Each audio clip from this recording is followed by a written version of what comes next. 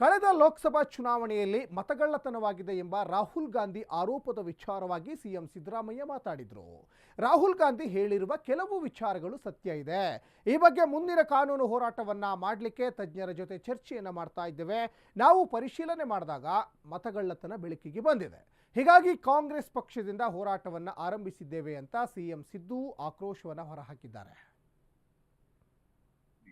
ನಾವು ಲೀಗಲ್ ಡಿಪಾರ್ಟ್ಮೆಂಟ್ಗೆ ಹೇಳಿದ್ದೀವಿ. Legal department exam ಮಾಡ್ತಾರೆ, ಏನ್ ಕ್ರಮ ತಗೊಳ್ಳಿಕ್ಕೆ ಸಾಧ್ಯ ಆಗ್ತದೆ, ಡಿಪಾರ್ಟ್ಮೆಂಟ್ನವರು ಏನ್ ಶಿಫಾರಸು ಮಾಡ್ತಾರೆ ಅದ್ರ ಪ್ರಕಾರ ಕಾನೂನು ಕ್ರಮ ತಗೊಳ್ಳಿ. ನಾವು ಲೀಗಲ್ ಡಿಪಾರ್ಟ್ಮೆಂಟ್ಗೆ ಹೇಳಿದ್ದೀವಿ. ಲೀಗಲ್ ಡಿಪಾರ್ಟ್ಮೆಂಟ್ ಎಕ್ಸಾಮ್ ಮಾಡ್ತಾರೆ, ಏನ್ ಕ್ರಮ ತಗೊಳ್ಳಿಕ್ಕೆ ಸಾಧ್ಯ ಆಗ್ತದೆ, ಡಿಪಾರ್ಟ್ಮೆಂಟ್ನವರು ಏನ್ ಶಿಫಾರಸು ಮಾಡ್ತಾರೆ ಅದ್ರ ಪ್ರಕಾರ ಕಾನೂನು ಕ್ರಮ ತಗೊಳ್ಳಿ.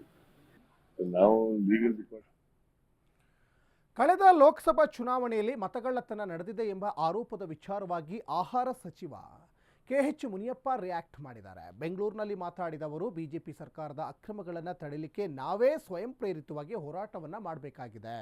ಬೂತ್ ಮಟ್ಟದಲ್ಲಿ ಮತಗಳ್ಳತನ ಆಗ್ತಾ ಇದೆ, ನಾವು ಆ ಮತಗಳನ್ನು ಕಾಪಾಡಬೇಕಾಗಿದೆ. ಇನ್ನು ಇದನ್ನೇ ರಾಹುಲ್ ಗಾಂಧಿ ಅವರು ಹೇಳಿದ್ದಾರೆ. ಬಿಜೆಪಿ ನಾಯಕರನ್ನ ಕಂಟ್ರೋಲ್ ಮಾಡೋದು ಕಷ್ಟ, ಯಾಕಂದ್ರೆ ಚುನಾವಣೆ ಆಯೋಗವನ್ನ ಬಿಜೆಪಿ ನಿಯಂತ್ರಿಸ್ತಾ ಇದೆ ಅಂತ ಕೆಎಚ್ ಮುನಿಯಪ್ಪ ಕಿಡಿಕಾರಿದ್ದಾರೆ. ಇವತ್ತು ನಮ್ಮ ಪರಿಸ್ಥಿತಿ ಏನಾಗಿದೆ ಅಂದ್ರೆ, ಬಿಜೆಪಿಯವರನ್ನ ಯಾವ ರೀತಿ ಈ ಅಕ್ರಮವಾಗಿ ಮಾಡೋ ಕೆಲಸಗಳನ್ನು ತಡೆಯಬೇಕೆನ್ನೋದ್ರಲ್ಲಿ ನಾವಿವತ್ತು ಸ್ವಯಂ ಪ್ರೇರಿತರಾಗಿ ಬೂತ್ ಮಟ್ಟದಿಂದ ಕಾರ್ಯಕ್ರಮಗಳನ್ನು ರೂಪಿಸಿಕೊಂಡು ಬಹಳ ಎಚ್ಚರಿಕೆಯನ್ನು ಕೊಡಬೇಕು. ನಿನ್ನೆ ರಾಹುಲ್ ಗಾಂಧಿಯವರು ಅದರ ಬಗ್ಗೆ ಸವಿಸ್ತಾರವಾಗಿ ಮಾತಾಡಿದರು.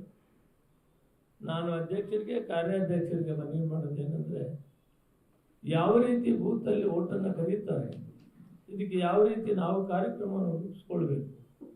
ಕೇವಲ 10-15 ದಿನದಲ್ಲಿ ನಾವು ಎಲೆಕ್ಷನ್ ಗಲಾಟೆಯಲ್ಲಿರ್ತೀವಿ, ಅವ್ರು ಆಪರೇಷನ್ ಮಾಡಿ ಓಟನ್ನು ತೆಗೆದು ಬಿಡ್ತಾರೆ. ಅದಕ್ಕೆ ಒಂದು ಟೀಮ್ ಇರಬೇಕು.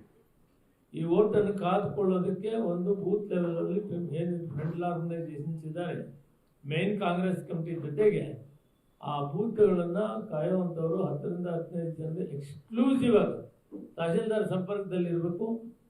ಆಡ್ ಮಾಡೋದು ಯಾವುದು, ಡಿಲೀಟ್ ಮಾಡೋದು ಯಾವುದು, ಯಾವ ಸಂದರ್ಭದಲ್ಲಿ ಇದನ್ನು ಆಪರೇಷನ್ ಮಾಡ್ತಾರೆ ಅದನ್ನು ಕಾದುಕೊಳ್ಳೋದಕ್ಕೆ ಒಂದು ಕಾವಲು ಸಮಿತಿಯಂತೆ ಮಾಡಿ ಇದನ್ನು ಕಾಪಾಡಬೇಕಂತ ಪರಿಸ್ಥಿತಿ ಬಂದಿದೆ. ಇವತ್ತು ಈ ರಾಜ್ಯದಲ್ಲಿ 16 ಸೀಟನ್ನು ಕಳ್ಕೊಂಡಿದ್ದೀವಿ ಅನ್ನೋ ಮಾತನ್ನು ಮಾನ್ಯ ರಾಹುಲ್ ಗಾಂಧಿಯವರು ನಿನ್ನೆ ಉಲ್ಲೇಖ ಮಾಡಿದ್ದಾರೆ. ಮುಂದೆ ಬರುವಂಥ ತಾಲೂಕು ಸಮಿತಿ, ಜಿಲ್ಲಾ ಪರಿಷತ್ ಆಗ್ಬೋದು, ಅಸೆಂಬ್ಲಿ ಆಗ್ಬೋದು, ಪಾರ್ಲಿಮೆಂಟ್ ಆಗ್ಬೋದು, ಎಲ್ಲಕ್ಕೂ ಕೂಡ ಮಹಾನಗರ ಪಾಲಿಕೆ ಮತ್ತು ಈಗಾಗಲೇ ಬರುವಂಥ ಪರಿಸ್ಥಿತಿ ಬಂದಿದೆ. ಇಲ್ಲಿ ಜಾಸ್ತಿ ಅಂತವ ನಡೆ. ಇವತ್ತು ನಮ್ಮ